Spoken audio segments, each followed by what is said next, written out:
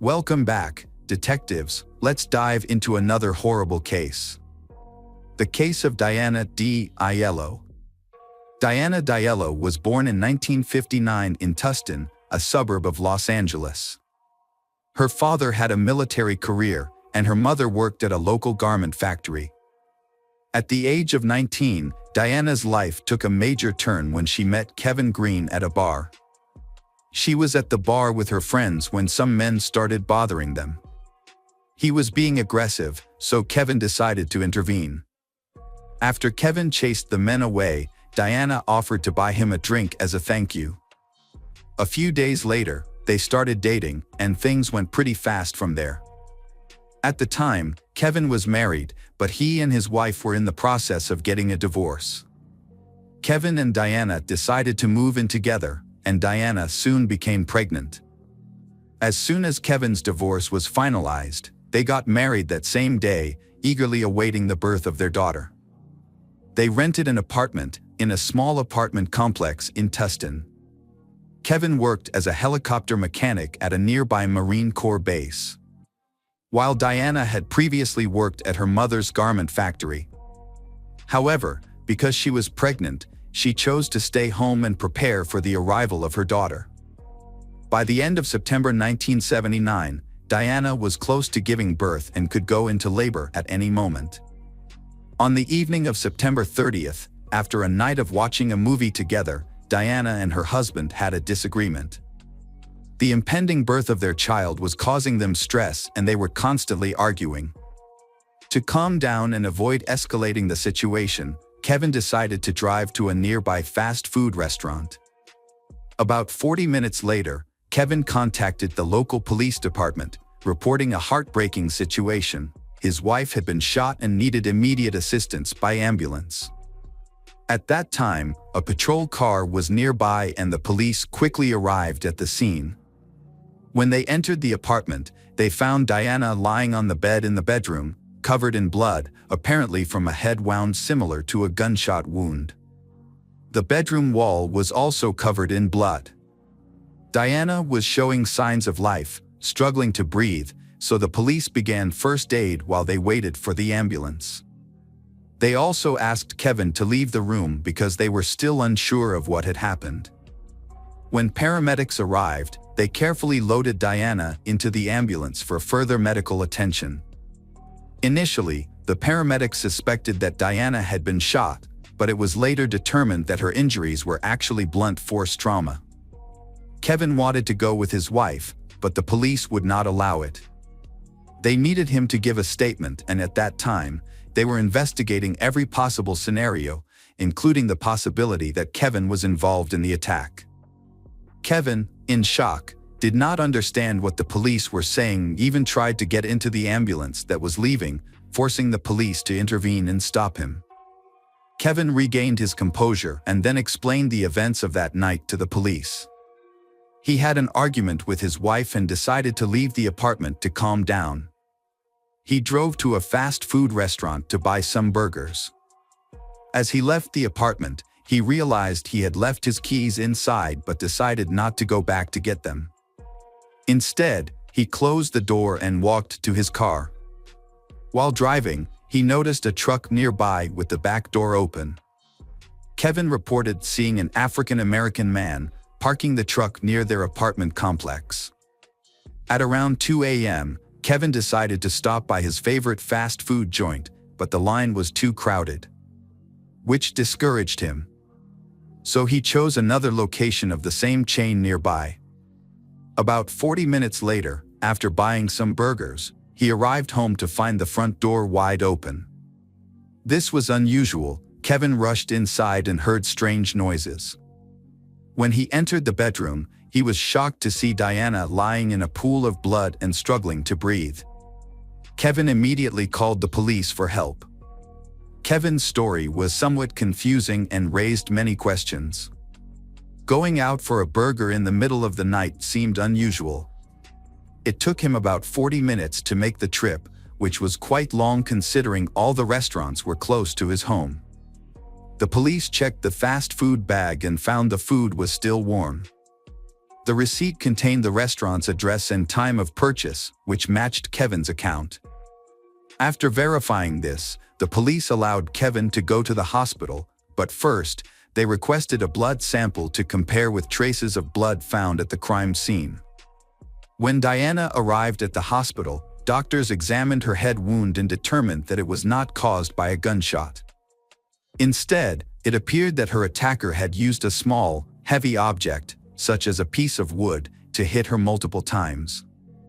Diana soon fell into a coma at the hospital, prompting doctors to work urgently to save both her and her unborn child. After several tense hours, they were able to stabilize Diana, but she still needed surgery. During this time, the police asked medical professionals to evaluate whether Diana had been sexually assaulted. The examination was part of standard investigative procedures, and the position in which Diana was found prompted the police to consider the possibility. Experts confirmed that there were traces of semen on her body. However, Kevin told the police that he had had sex with Diana just hours before the argument, and that DNA analysis results were not yet available at that time. Therefore, even with a biological sample from the perpetrator, there was not much that could be done. Kevin and Diana's family waited anxiously at the hospital overnight, hoping that Diana and her baby would pull through. However, in a tragic turn of events, the baby's condition suddenly worsened the next morning. Despite the doctor's best efforts, they were unable to save the baby. Diana underwent emergency surgery shortly after the baby's death and her condition stabilized. Although she remained in a coma, chances of survival were relatively high. And the medical team hope that she can recover and return to normal life after such a serious injury. Meanwhile, the police are trying to identify the person who attacked Diana. After the baby's death, the case was reclassified as a homicide, causing the local police department to allocate all available resources to solve the case. Although Kevin provided an alibi, the police were not quick to rule him out as a suspect. His story raised many questions. He had argued with his wife just hours before the attack, left the front door unlocked, and was absent for an extended period of time during a trip to the fast food restaurant. However, there was no evidence against Kevin. His claim of seeing a suspicious man near his home in the middle of the night led the police to another suspect. About a year before this case, crimes with a similar modus operandi began occurring in and around Tustin. In December 1978, a 17-year-old girl was the victim of a fatal break-in and assault. The perpetrator broke into her apartment, beat her with a wooden object, and sexually assaulted her. 4 months later, a similar case occurred. A 21-year-old woman was killed in her own home after being beaten with a piece of wood by an intruder. In July 1979, an unknown perpetrator broke into another woman's apartment and did the same to her, her injuries leaving her in a coma for several weeks. She eventually recovered. However, her testimony did not provide any new leads for the police to catch the perpetrator. In September 1979, less than a month before Diana's attack, a similar series of events occurred to a 31-year-old woman who died the following day. All of the cases had striking similarities, leading the police to suspect that they were dealing with a serial killer, similar to the one who attacked Diana. The police focused all their efforts on capturing this individual, who had earned the nickname the Bedroom Destroyer. Due to the short time between the cases and the fact that the perpetrator was operating in a relatively small suburb of Los Angeles, the police believed that he might strike again soon. The police decided to issue a public warning through the media, warning all women living alone, especially those living in ground-floor apartments, as they appeared to be the serial killer's primary targets. The announcement caused widespread panic, prompting many women to purchase self-defense products, sign up for self-defense classes, and temporarily move in with friends or family for safety. The police interviewed anyone who might have had any connection to the crimes, and they soon received their first leads. Several of the victims' neighbors reported seeing a suspicious white man with thick black hair near their home. Although the description was vague, the police found several men who matched and investigated them, but got nowhere. 7 days after Diana was attacked, doctors updated her family on her condition. She had regained consciousness, but unfortunately, her recovery was fraught with complications. Diana was unable to speak or recall her memories because her brain functioned at the level of a normal 6-year-old. Her brain needed time to recover. During this time, a similar incident occurred in Tustin. A 24-year-old woman was brutally attacked in her apartment by an unknown assailant who beat her with a wooden object and sexually assaulted her. Sadly, the woman's injuries were fatal. Despite their efforts, the police were unable to arrest the perpetrator. Diana spent several more days in the hospital, and her mind gradually returned to normal. Despite this progress, she still struggled with severe memory loss and could not remember her parents. Doctors informed her family that her memory might recover over time, but they advised against reminding her of anything and instead letting her remember on her own once her health stabilized. When Diana was well enough, she was discharged and her family took her home. Because Kevin had to continue working on the military base to support the family financially, they decided to move in with Diana's parents, who could care for her around the clock. 6 weeks after the attack, Diana was still attending physical therapy sessions and her condition was gradually improving. She still couldn't speak or remember what had happened to her, but that all changed suddenly 6 weeks after the attack. When her therapist brought up the attack and asked if Diana remembered anything about her attacker, Diana responded in surprise, nodding and pointing to her wedding ring, a sudden revelation that took her doctor by surprise. When Diana's mother came to pick her up, the doctor told her about this, and the mother asked her daughter, "Was it Kevin who attacked you?" Diana nodded. Right after that, her mother took her to the police station, where she spoke with the lead detective. He asked Diana a few more questions, and she confirmed that she suddenly remembered the moment of the attack and that the perpetrator was none other than her husband. For the detective, this completely changed the course of the case. He and his team were almost certain that Diana was attacked by the same serial criminal responsible for the other similar attacks. But now the detective faced several questions. Could Kevin be the bedroom basher? He lived in the same area where the attacks happened and even matched the description provided by several witnesses who saw a white man with dark hair. Or did Kevin decide to get rid of his wife by disguising himself as the active killer? Considering that all the actions of the bedroom basher were almost identical each single time, it wouldn't have been difficult. The detective thought that if he arrested Kevin now, his involvement in other crimes might never be proven, and Kevin himself could flee as soon as he realized he was caught. So he made a difficult decision. He asked Diana and her mother to pretend that Diana still remembered nothing and to return home to Kevin. This was obviously a huge challenge for both of them, but they agreed nonetheless. Investigators put Kevin under surveillance and closely monitored all his movements, hoping to eventually link him to other attacks. Police spoke with Kevin's friends to learn more about the suspect. And they quickly found out something interesting. Those who knew him well said that his relationship with Diana was quite tense. The couple argued frequently, a fact also confirmed by neighbors who often heard their screams. According to friends, Kevin regularly complained to them that Diana refused to be intimate with him in the final months of her pregnancy. Yet Kevin had described his relationship with Diana to detectives as nearly perfect. But besides that, detectives couldn't gather any additional useful information. Kevin behaved quite normally. He went to work and came back home without lingering anywhere else and didn't raise any suspicions. The police also received results from the lab revealing an interesting discovery. Besides the attacker's semen, they found skin particles with blood under Diana's nails. Specialists matched the blood type of the attacker to Kevin's blood sample, and it matched. It meant that Kevin had the same blood type as the person who attacked Diana. Based on this information, detectives came up with the most likely version of what had happened on that fateful night.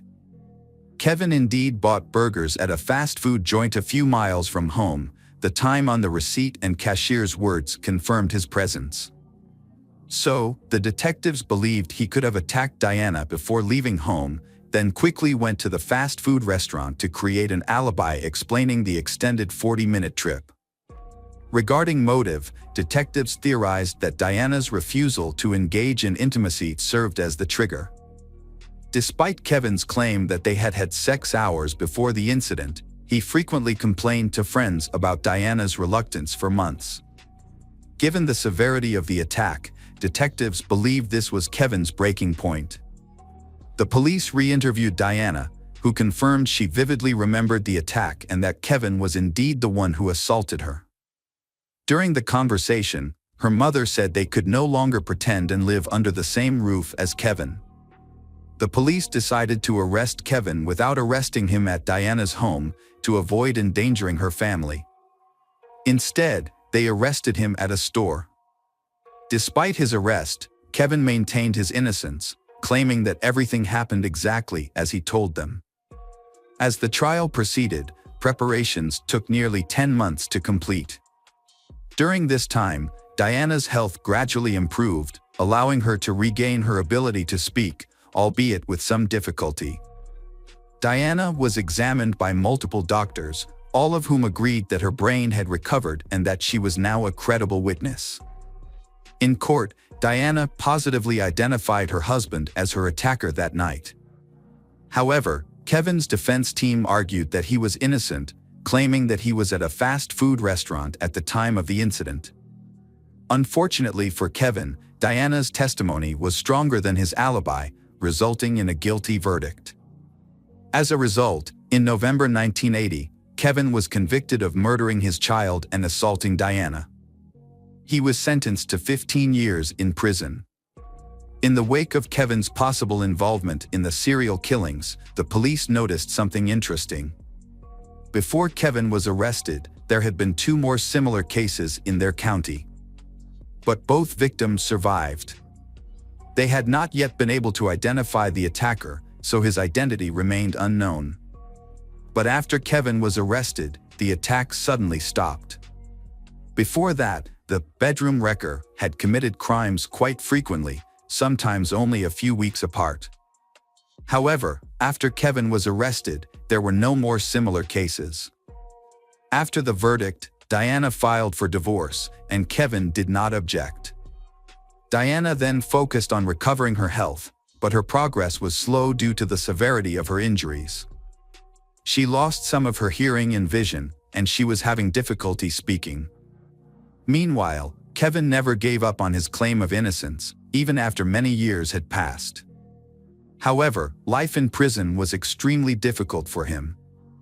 Fellow inmates often targeted him because he was convicted of murdering a child, which led to him being hospitalized several times. Kevin applied for parole but was denied by the board. He continued to receive 3 more denials in the following years.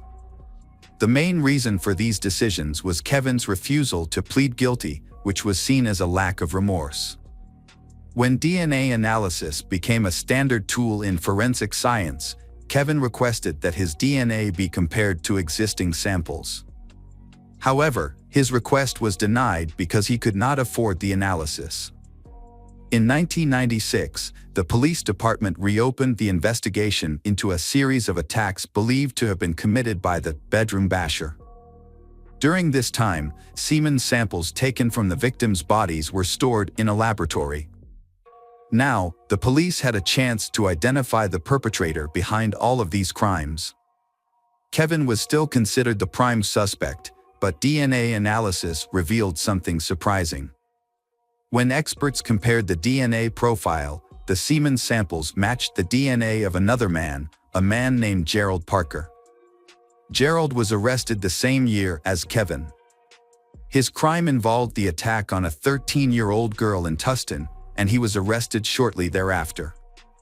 Initially, the police did not link this case to the other series of attacks because of the different attack methods. The bedroom basher typically targeted his victims at night while they were in their apartments, while Parker attacked the girl on the street.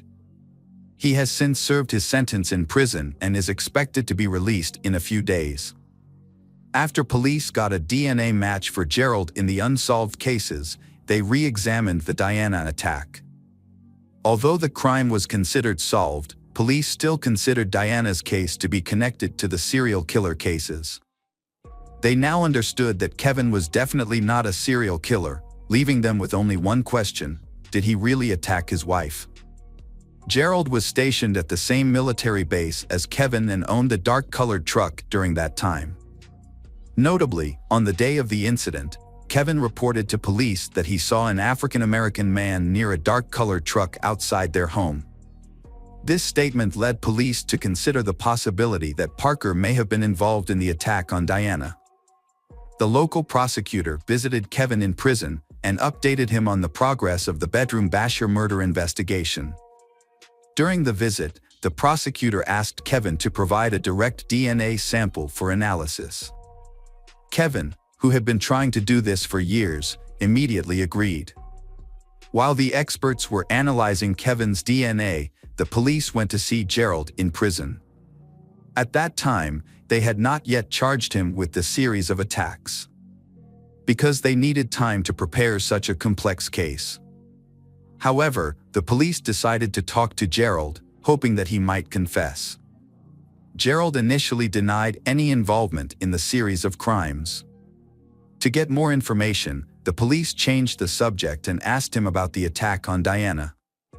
Before proceeding with the interrogation, they reviewed his file and discovered an important detail. After being arrested for attacking the girl, he told the police that military service was the best thing that had ever happened to him. The police took advantage of this information, questioning how he could have let another soldier take responsibility for his crimes. They continued to pressure him by appealing to his loyalty to the army.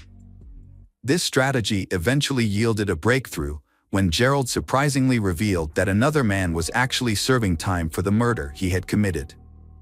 Gerald admitted that he had driven to Kevin's house in his truck that night. His intention was to explore the neighborhood in his truck, looking into ground floor windows for potential victims, as he had done many times before. However, when he arrived, he heard screaming coming from Kevin and Diana's apartment, and when a man walked out, Gerald noticed that the man had left the door unlocked when he left. After waiting for a few minutes, Gerald entered the apartment and attacked Diana. He said he had not known Diana's husband before, as they had been on different assignments at the military base. Gerald confessed to several crimes, including 6 murders and 3 non-fatal assaults, in addition to the crimes for which Kevin had been wrongly convicted. DNA testing confirmed Gerald's guilt and Kevin's innocence, supporting Gerald's confession. The prosecutor promised to overturn his conviction as soon as possible, and a few days later, Kevin was released after 16 years in prison. The development caused public outrage, not only because an innocent man had been wrongly imprisoned for nearly half his life, but also because it took the police so long to identify the real culprit. After Kevin was released, the state of California paid him $10,000 in restitution. A few years later, he received an additional $100 per day payment for his time in prison, totaling $620,000. But the story doesn't end there. Even though Kevin was completely exonerated, Diana still refused to believe in his innocence. Up until that point, she had claimed that Kevin was the only one who attacked her. However, after biological material from her body matched Gerald's DNA, she came up with a different story. Diana said she was attacked and assaulted by Kevin, who then left, followed by Gerald. However, Gerald claimed that when he entered the apartment, Diana was lying on the bed without any injuries or signs of distress. And he admitted to hitting her on the head. Diana's family offered another explanation. Kevin may have colluded with Gerald to commit the crime, which would explain why Kevin left the house with the door open. Gerald, on the other hand, repeatedly denied knowing Kevin, pointing out that the military base was home to many people who did not know each other. Kevin also insisted that he had nothing to do with Gerald and vowed that he would never harm Diana or their unborn child. He insisted that his only mistake was leaving the door open because he did not want to go back to get the keys immediately after an argument with his wife, a decision that still haunts him. Diana maintained her version of events, and one reason may have been the severe trauma she suffered during the attack. The trauma had a profound impact on her brain. When Diana awoke from her coma, doctors advised her family not to inform her of what had happened, as her brain was extremely sensitive to new information at that time. She would treat any details provided as real and accurate memories. It is worth noting that even at the time of Kevin's release, 16 years after the incident, she continued to experience severe post-traumatic stress. This suggests that the effects of the trauma had affected her brain beyond repair. It is also possible that the trauma was the main reason she convicted Kevin of involvement. Gerald Parker was sentenced to death in 1999, but the death penalty has not yet been carried out.